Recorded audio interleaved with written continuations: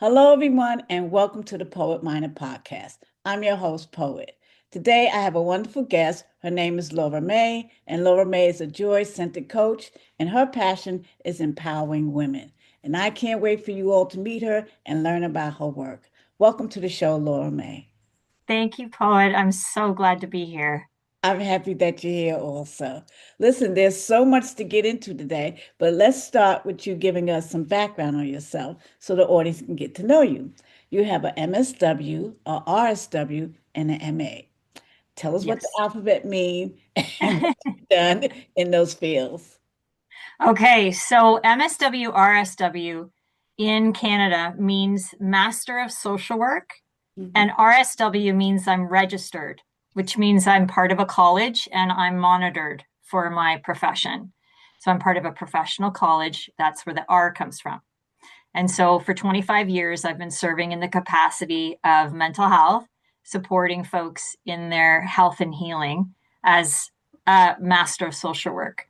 Yeah, so that's that. And then the MA is a master's degree in art, culture, and spirituality. It's actually a degree based on the sacredness of the universe and all its subjects. So it's based on a gentleman by the name of Thomas Berry, Mhm. who one of his quotes is, "The universe is a communion of subjects and not a collection of objects." And so, in this study, in this master's degree, I studied many forms of spirituality, and we really also dove into human potential and the importance of the role of the human in this, in keeping with and working toward the sacredness of all persons, including tree persons and frog persons and land persons and river persons. So it's really bringing everyone together. And so I had the great pleasure of studying in Oakland Hills, California, and also in San Francisco at the CIIS, which is the human potential component of it. So yes, so a little bit of a background of what I have studied so far. Yeah, a little bit of everything. Yes. Yeah, yeah. Okay. So you're the author of the book, The Joy Journal, Discover the Power of You. Tell me about the journal and how you birthed it. Okay. So, being a therapist, I would see lots of folks one on one and in groups. And I also started a coaching business in 2009. So, I was seeing private coaching clients as well. In Mhm. 2014, I started to study Bob Proctor and thinking into results. And I was, of course, as we all know, being part of this work that we practice what we're learning, and the message kept coming through in many different ways that we need to harvest the good. We need to focus on what's working. Mm. And in my training, we would be told that journaling is incredible. It's so incredibly powerful. And so I already had clients journaling, but I hadn't really narrowed it down to the importance of, or really understood the importance of focusing on what we want and not what we don't want, and how powerful we are with our thoughts. I knew it, but I didn't really know it. The awareness was expanding. So one day, I was working with someone and I heard myself say, "You need a separate journal only for the good stuff, only for your joy." I don't know, we'll call it like a joy journal. And so that person went off. And before they left, I said, "Why don't you get yourself a little kit? Go to the store and get a little journal, blank journal, and some stickers and some markers, and come back and show me what you've done." The only rule is that anything that goes in this journal has to be what you want, what you have, or what you want, Mm. and none of the other negative stuff. There's a time and a place for that, and we'll talk about it. So they came back and they were so excited. They brought their journal. Then the next person came along, and then the next, and then the next. And before we knew it, we had a bit of a grassroots joy journal movement going on where people were meeting in cafes and they were stickering and markering and talking about their goals and holding space for each other. And I thought, there's something here. So then I had the request of talking with larger groups. So and the request that we need a journal. So the very first journal was a working journal that was blank so that people could put their stickers and their marker playtime on the cover, make it very much their own gratitude and joy journal.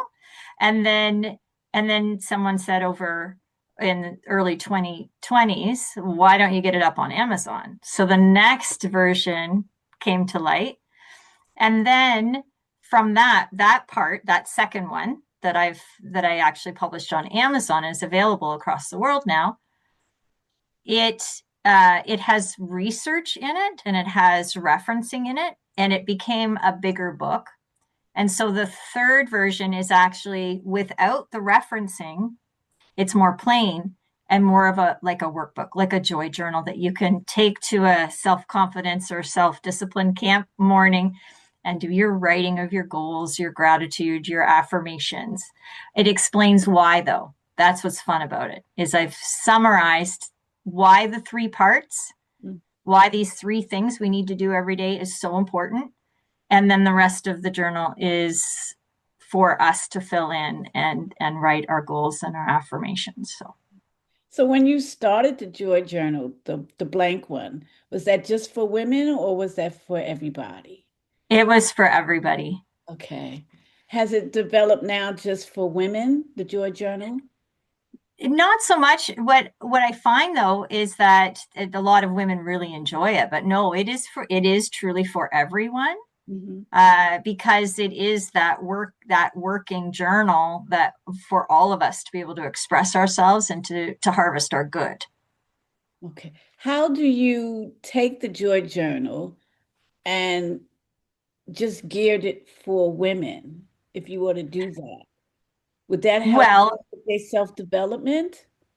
Absolutely. So an example of that is having women entrepreneurs in the area that I live in invited me in as their guest speaker. And I call it worked the journal, and we worked the room. So it became a wonderful mastermind type idea where folks were sharing, real estate agents and entrepreneurs, different people in business were sharing what it was that was truly in their heart, whether it was the next stage of their business or it was something personal that they really wanted to work on. So we'd have people go on the hot seat and share their goal, and then I would help apply the fundamentals of that. So and then they each received a journal. So when they left, they can continue the process. So yes, and actually just recently there was a media post just as remember when Laura May came in and reminded us to focus on our joy?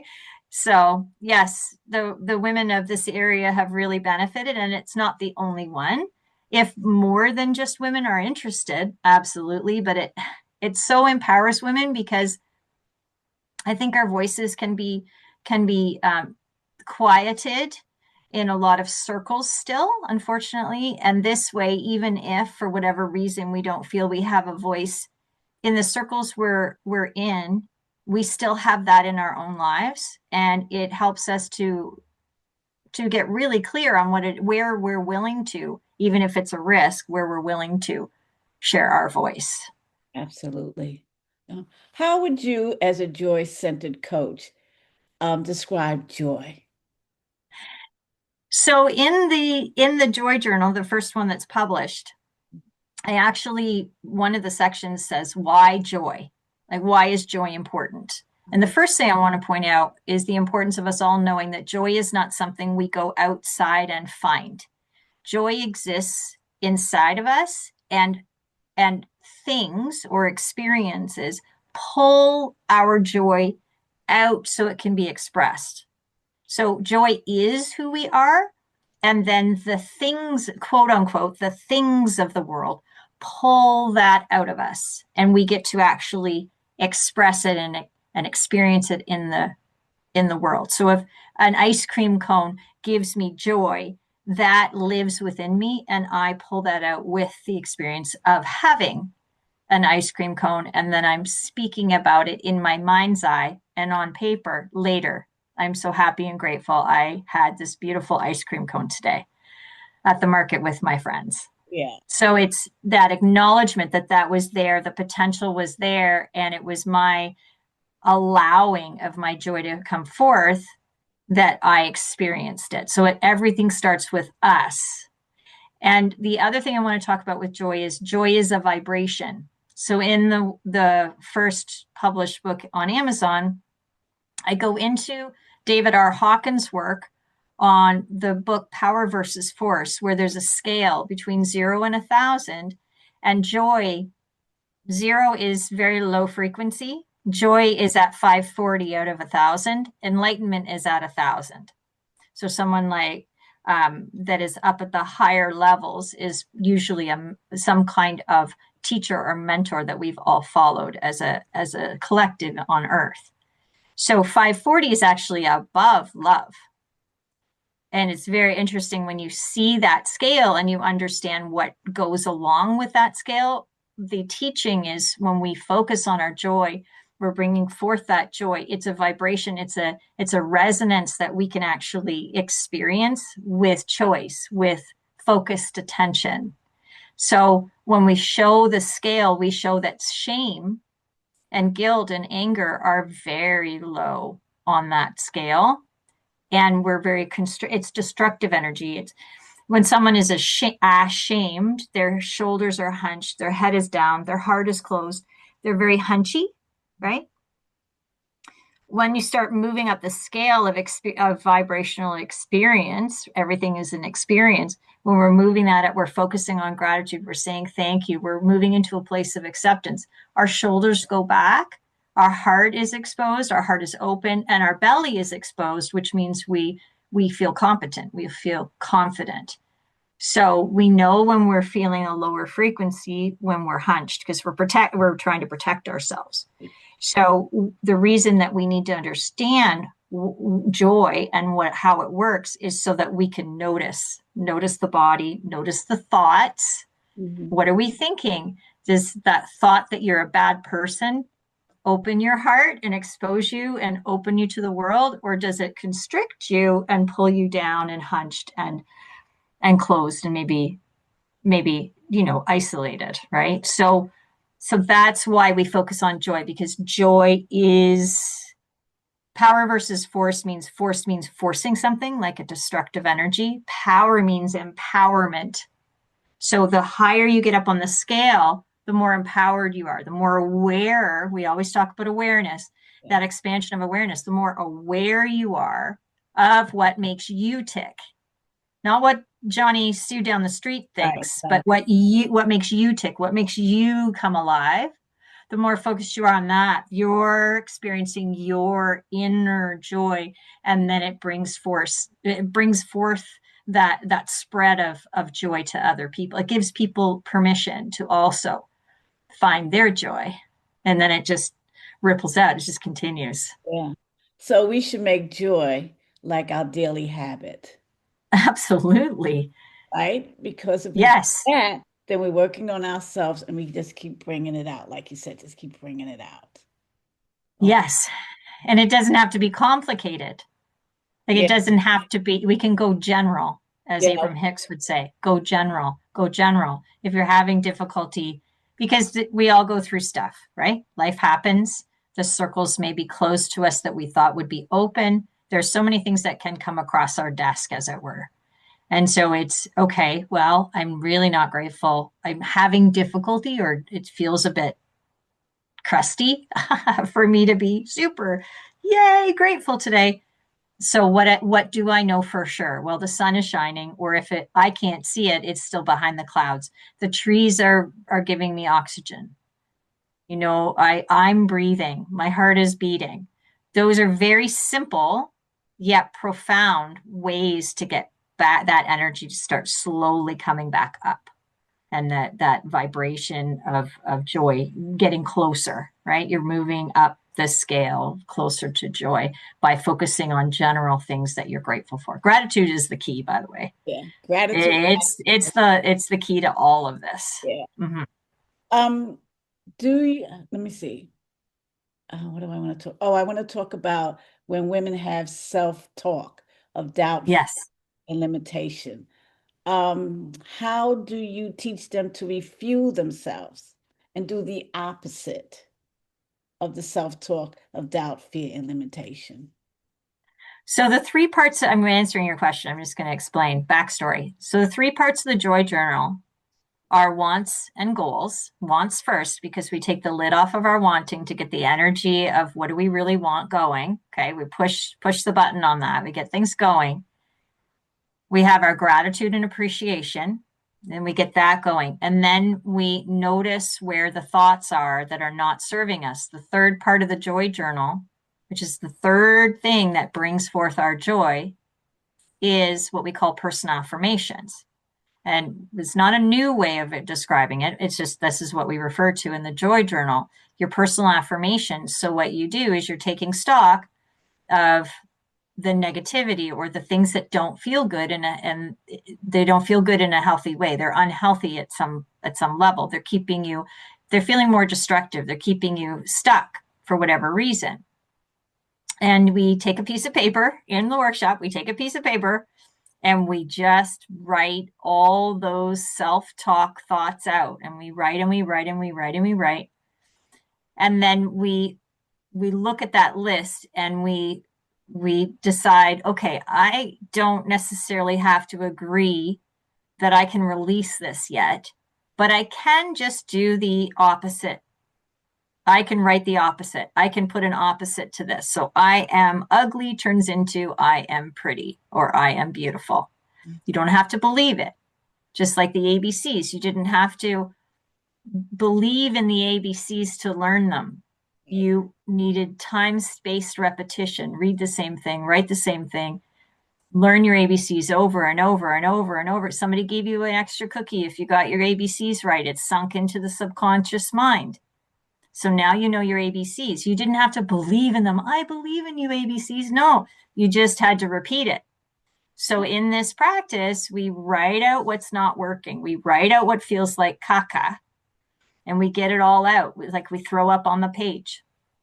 We go through the list and we opposite it. We say, okay, what's the opposite of that? And we write it into our Joy Journal in our personal affirmation sections.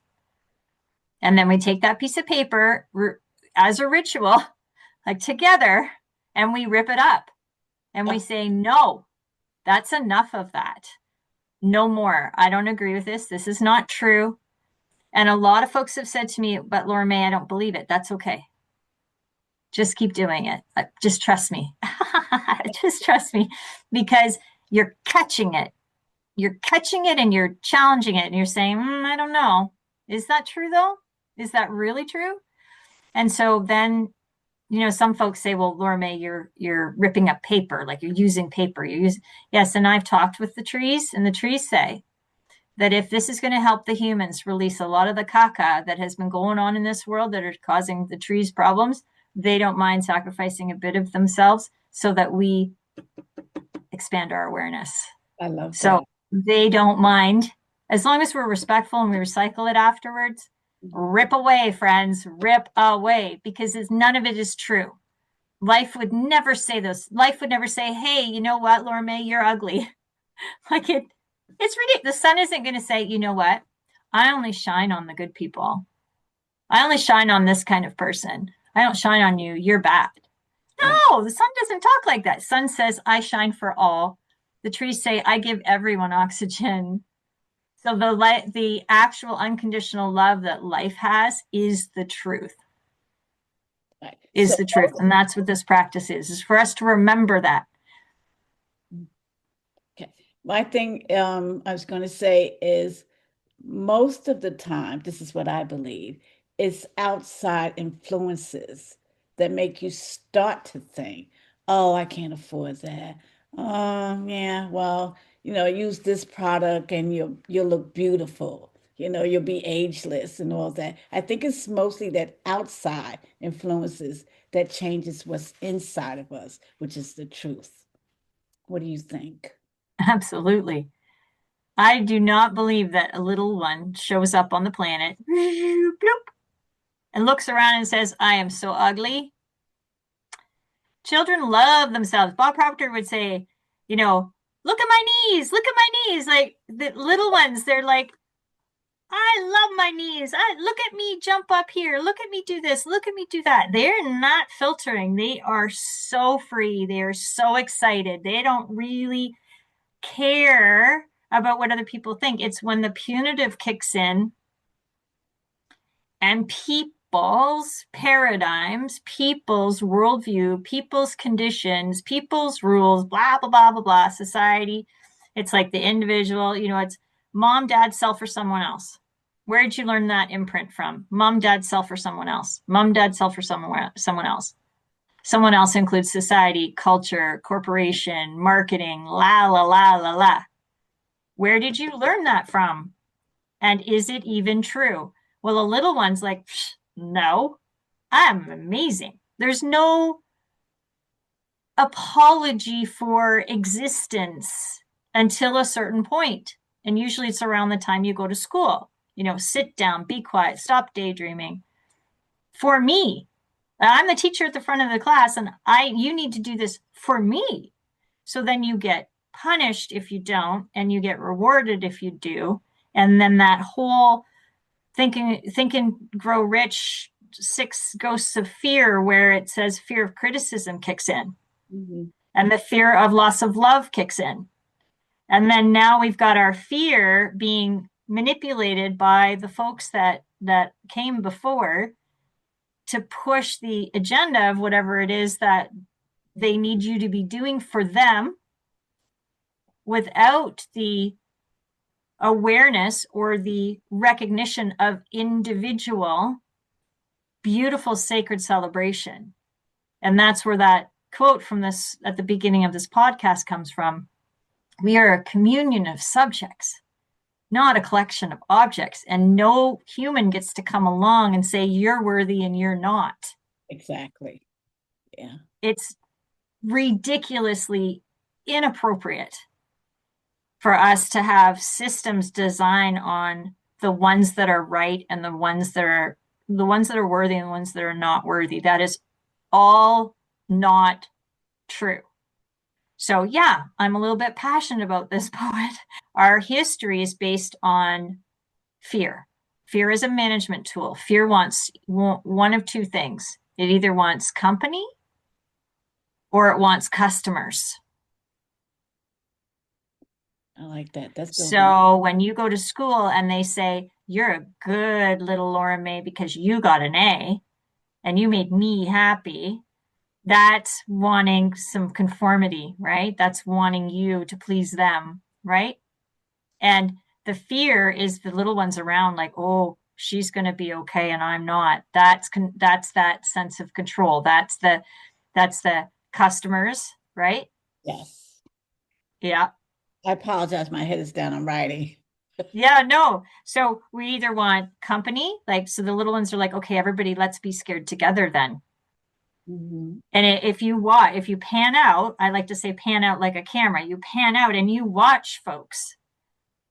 They're terrified 24/7 because they are still plugged into the system that says stay scared so we can control you. Sorry, it's radical, but it's true. No, it's Show true. me that I'm wrong and I will stop.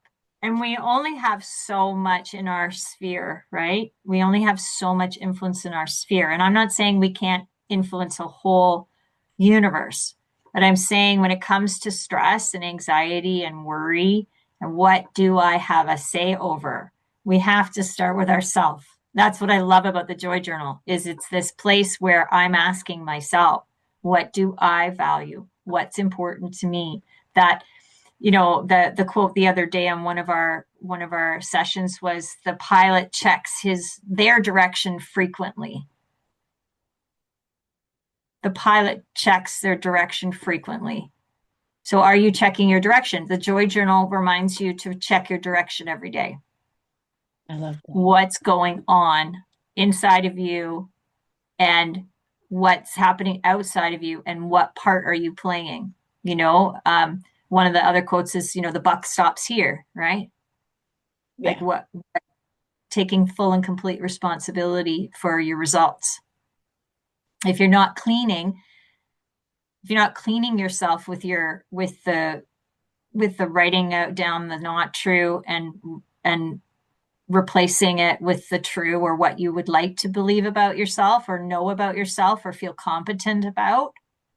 If you're not doing that clean out, you're building up toxins in your system, and you're so much more vulnerable to the next media post that's going to tell you to go do something you actually authentically don't align with. So how to stay true to yourself and really know yourself is to clean out anything that's not true. Is it mom, dad, self, or someone else? Mom, dad, self, or someone else? Where did you get that from? What is the truth? When folks are listening to this podcast, you're not alone. A lot of people I talk with say, I'm just so isolated. I'm just so alone in these thoughts. I'm like, no, you're not.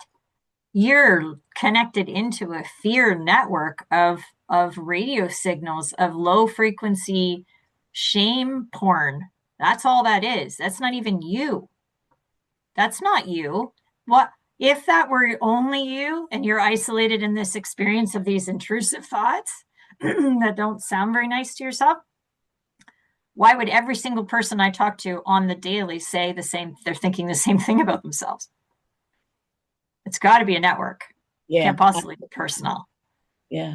We're all in the same frequency sometimes. Before we close out, tell us about your first women's retreat in September. Okay. So on September 26th, I'm holding the very first, it's a retreat for women. I'm calling it the Sacred Daughter. And it's actually for women who do not have mother support. So if from their perspective, they are not receiving support from their moms in a way that feels nurturing and supportive. So that could be for many reasons. It could be because they're estranged from their mom. Their mom could not be well enough to parent anymore, to show up in that role of mom. It could be that she's died. So there are a number of different reasons why a woman feels that she doesn't, or her mom's present, but not present, right? She's there, but only able to show up in very minimal ways. And even in some cases, she's parenting. She's the woman who feels like she doesn't have mom support is actually parenting her mom. And so it's very stressful for a woman to wake up in the morning and not feel that she has the support from a woman. And we all hope it's our own moms, right? That's just part of our DNA. It's part of our archetypal patterning. However, what the retreat does is it says, okay, if we can't have mom, how can we parent ourselves? How can we make sure we're looking after ourselves? And how do we build a sense of community? And so coming together with that sameness, as it were, just in the sense that we can all relate, we're actually far more likely to also know who that woman is and be able to support her as well.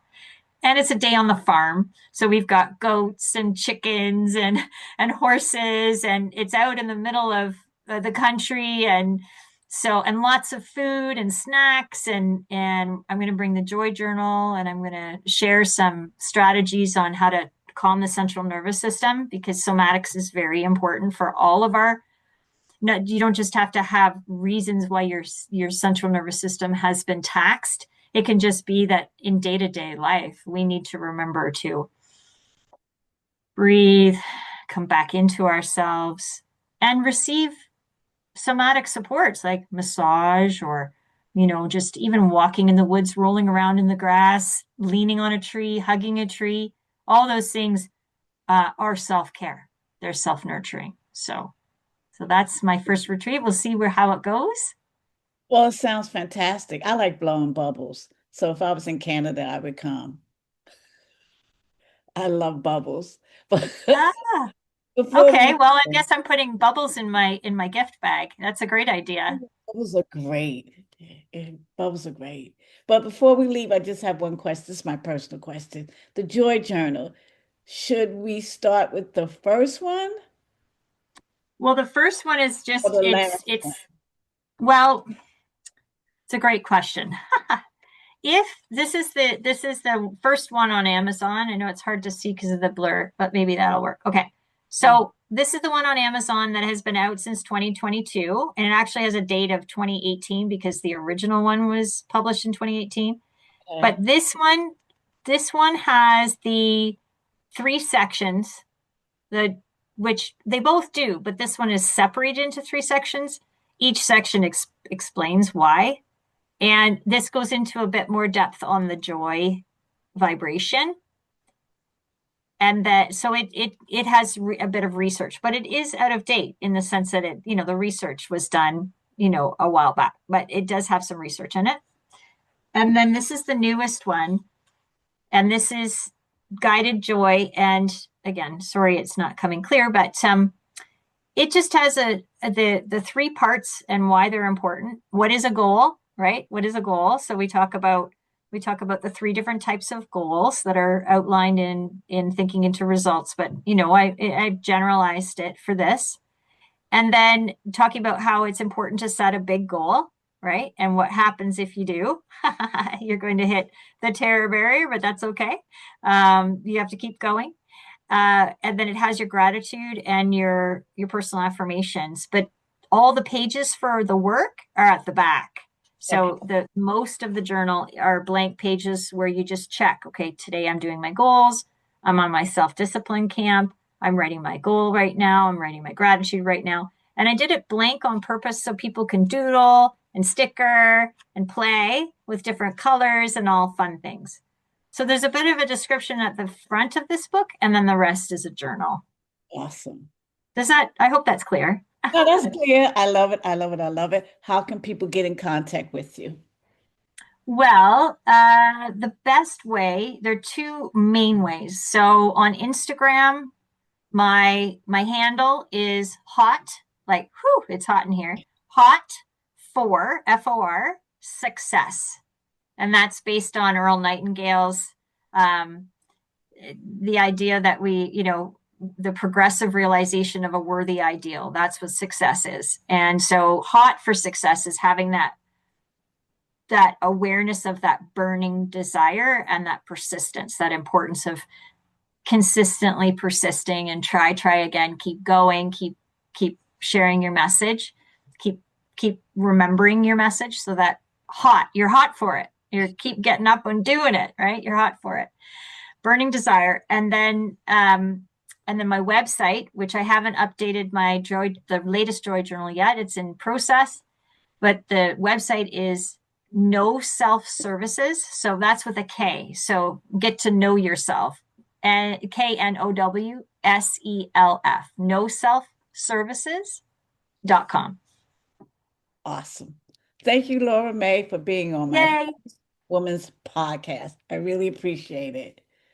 It was wonderful, Poet. Class to me. I loved it. I so appreciate the work you're doing, Poet. It's so important. Thank you. And I want everybody to know that they're all sacred celebrations of life. And don't let anybody tell you that you're not. Absolutely. You're powerful. You're a powerful creator, and you're a sacred celebration. Thank you. Thank you. And thank you, everyone, for tuning in to the Poet Minded podcast. See you next time.